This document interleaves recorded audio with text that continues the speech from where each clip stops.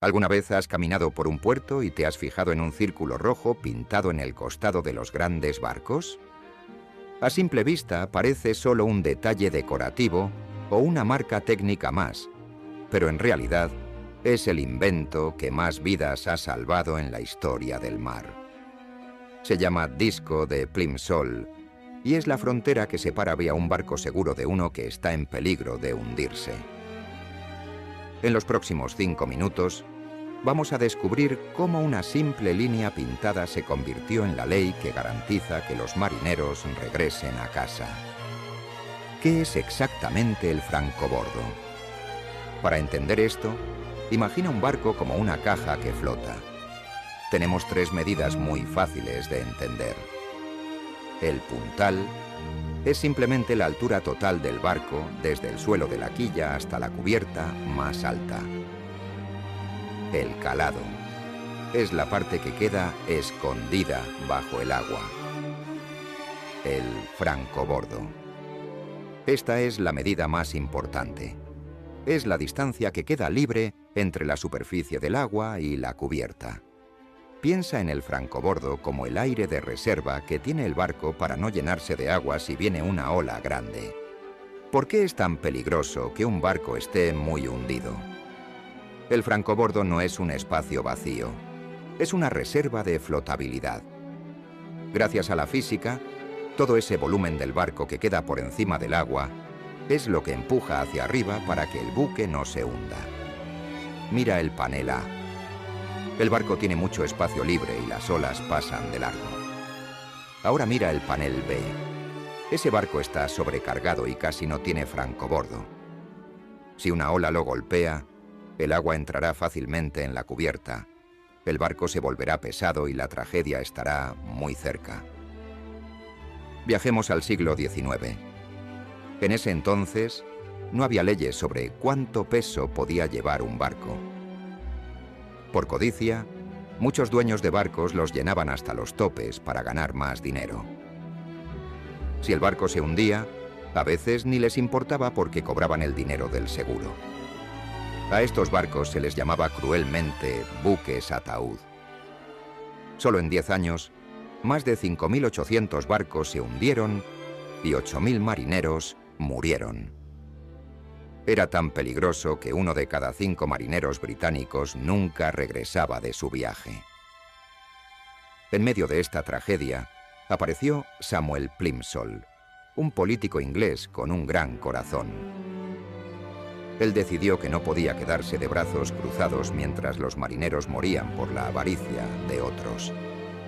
En 1873 escribió un libro muy famoso, donde mostraba dibujos de barcos sobrecargados y contaba las historias de las familias que perdían a sus padres e hijos en el mar.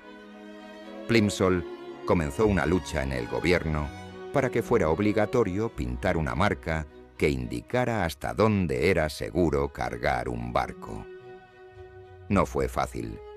Al principio, en 1875, los dueños de los barcos se burlaron de la ley y pintaban la marca donde ellos querían, incluso muy arriba para seguir cargando igual. Plimsoll no se rindió y siguió peleando hasta que en 1890 se crearon reglas técnicas que nadie podía ignorar. A partir de ahí, ingenieros expertos decidían dónde debía ir esa marca y era ilegal moverla. Así nació oficialmente el disco de Plimsoll que vemos hoy en día en todo el mundo. ¿Sabes cómo leer el disco de Plimsoll? Si miras de cerca la marca en un barco real, verás un anillo con una línea que lo atraviesa justo por el centro. Esa línea te dice cuál es el límite máximo de carga para el verano. También verás unas letras a los lados, como L y R o B y V.